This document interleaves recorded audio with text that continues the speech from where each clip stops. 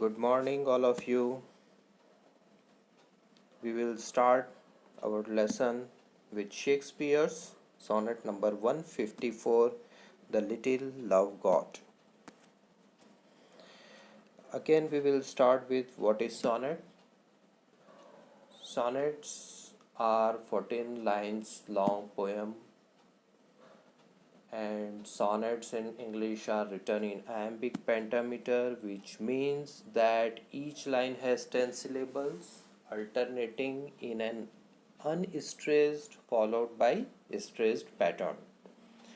Sonnets follow a predetermined rhyme scheme. The rhyme scheme pattern determines if the sonnet is Petrarchan, Shakespearean, or Spenserian. The sonnet is traditionally rigid poetic form featuring 14 lines with rhyme, meter, and logical structure. The form was first developed in Italy during the High Middle Ages, where the poet Francisco Petrarch established it as a serious form of poetry. Petrarch wrote a large collection of sonnets addressed to a young woman named Laura he saw one afternoon at church. She was not interested in Petrarch, but he didn't let that stop him and proceeded to publish some 260 sonnets about her, followed by another 100 or so after her death. Petrarch is quite possibly the first recorded literary stalker. Petrarch also refined a particular type of sonnet known as the blazon. A blazon is a sonnet that catalogues the feature or traits of its subject, usually a woman, and describes them using hyperbole, metaphor, or simile.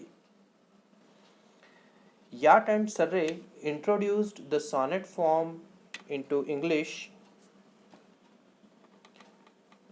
in the early 16th century. Although Yacht stuck to Petrarchan convention, the form soon evolved into a specific English one, and it was used by a good number of Renaissance poets, including Shakespeare. Shakespearean sonnets are composed of 14 lines. Okay, Petrarchan sonnet was also composed of 14 lines. It was divided into two groups, octave and sestet. Octave rhyme scheme ABBA, and sestet rhyme scheme is CDE or CDC. Excuse me, sestet rhyme scheme was CDE or CDC. Whereas Shakespearean's sonnet was divided into three groups. Okay, three quatrains consisting of 4 lines each quatrain, and in the last a couplet. The quatrain rhyme scheme is A B C D E F, and couplet rhyme scheme is G. The Shakespearean sonnet is distinct from Petrarchan sonnet in a number of ways. First, the octave sestet division is replaced by a quatrain couplet division with 3 quatrains of 4 lines each, followed by a closing 2-line couplet. The rhyme scheme I have already told you. Shakespearean sonnet is A B C D E F G, increasing the total number of rhymes to 7. This sonnet form and rhyme scheme is known as the English sonnet. Many later Renaissance English writers used this sonnet form, and Shakespeare did so particularly inventively. Okay. Later Spenserian sonnet is a variation on Shakespearean sonnet. The rhyme scheme of Spenserian sonnet is rather challenging. The rhyme scheme is AB, BC, CD, EE. And we have Miltonic sonnet also. They don't have a fixed pattern, and sometimes they would stretch beyond traditional limits on rhyme. We will discuss it later. Now we come to sonnet number 154, The Little Love God. I will read it, this sonnet, to you.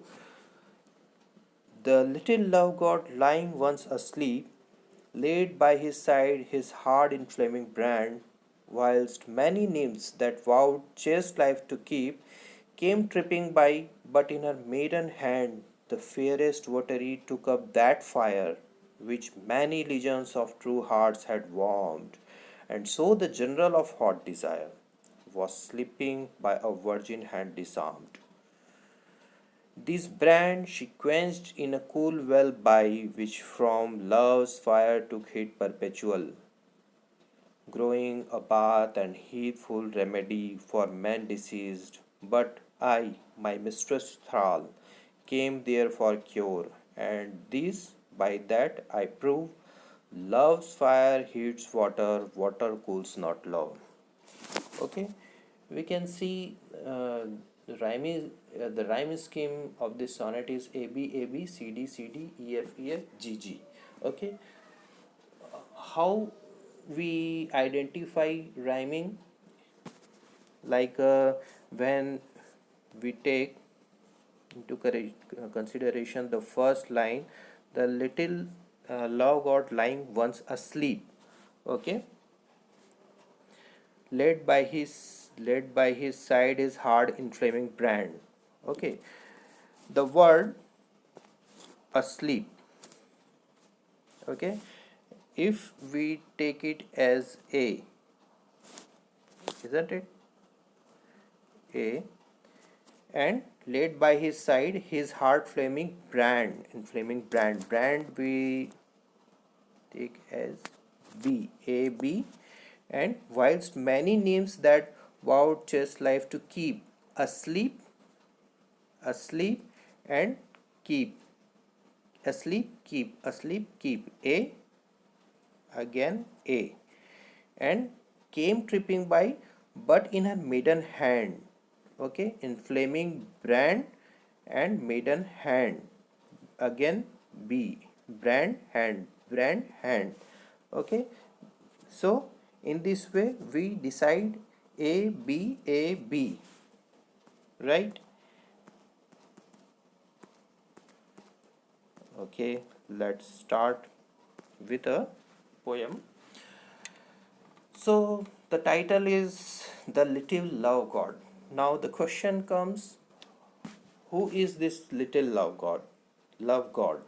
In Indian mythology, Hindu mythology, we also have a love god, that is Kamdev, isn't it? And in Greek mythology, uh, the little love god is Cupid.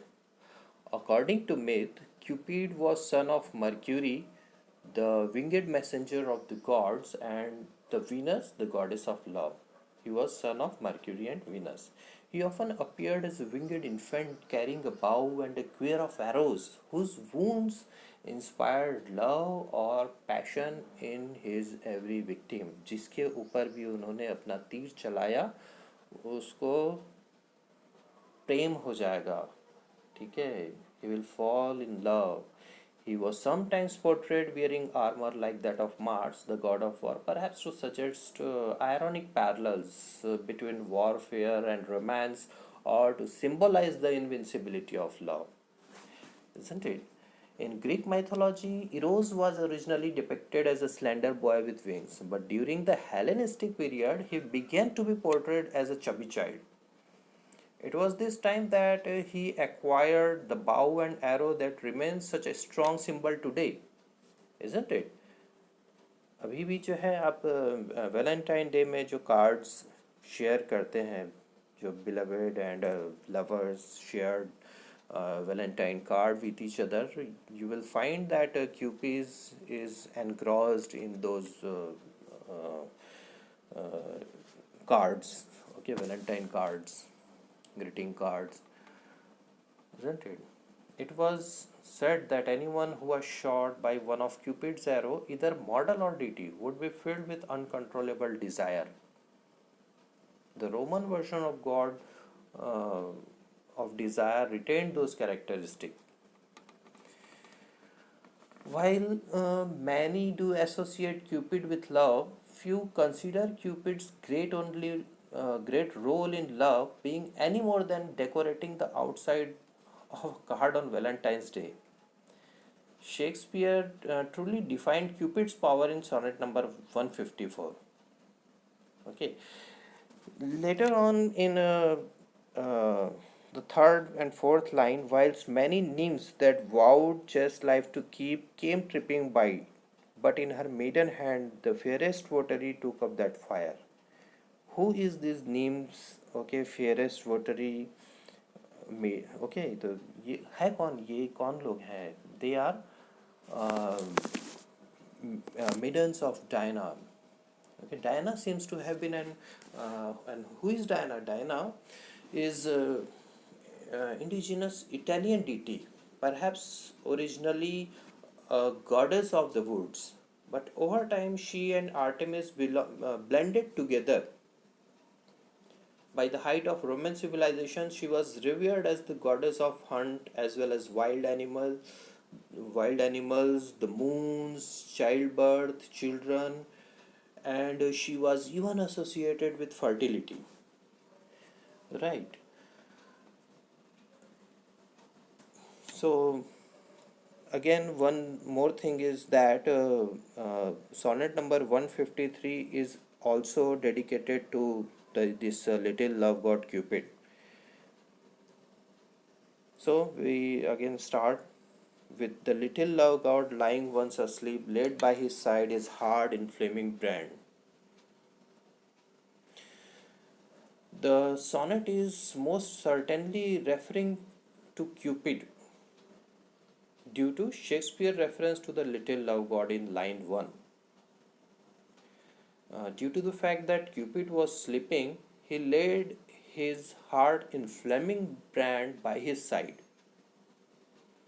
This may be closely resembled to the bow and arrow, which typically is thought to make two fall in love when hit, thus leaving an heart inflaming mark.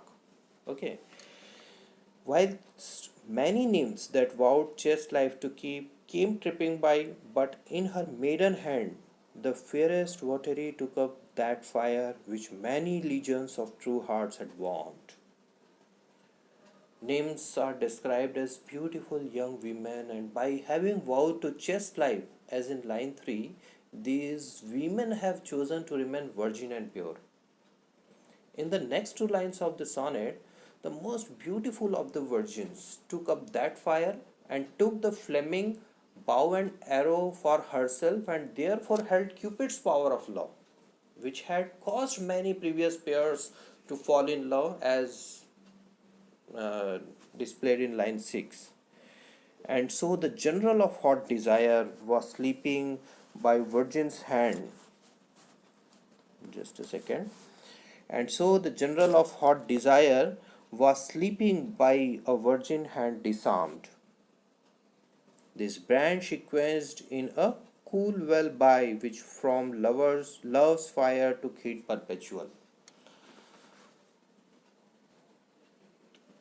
The next two lines of the sonnet are where the beautiful virgin chooses whom to use Cupid's power on. The general of hot desire was asleep when he was awakened by the virgin woman. She took him to a well where she dipped Cupid's torch into the water. The water from the well then was hot forevermore, all because of the power of love in Cupid's torch. These ideas are directly from lines 9 and 10 of the sonnet. Okay.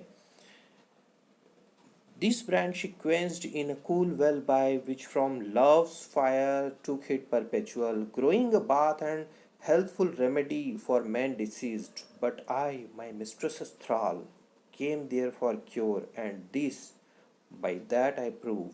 Okay, Shakespeare had gone there to take bath. Okay, um, water containing sulfur. You may have heard in Chhattisgarh Tata Pani, where this kind of water is naturally coming out from earth, and people go there to take bath for a healthful remedy. It is considered helpful remedy for men deceased, isn't it? लोग जाते हैं उस sulphur water में नहाने के लिए, और disease लोग जो हैं वो ठीक भी हो जाते हैं. So Shakespeare also had been to there, okay, but what happened? Growing a bath and healthful remedy for men deceased, but I, my mistress thrall, came there for cure. But this by that I prove. Right? Shakespeare in the next line describes the result of woman dipping Cupid's torch into the well. She has created a remedy for someone to be bathed in well for man deceased. Okay? Line 12 is when Shakespeare himself takes part in the sonnet. While he was under the enslaved power of the beautiful woman, he came to the well for a cure. But instead of a cure, he learned a powerful lesson, something he can prove. The last line of the poem, where Shakespeare's entire lesson and message to the sonnet is revealed. Love's fire heats water. Okay, love's fire heats water, waters cool not love. Okay, love's fire heats water, water cools not love.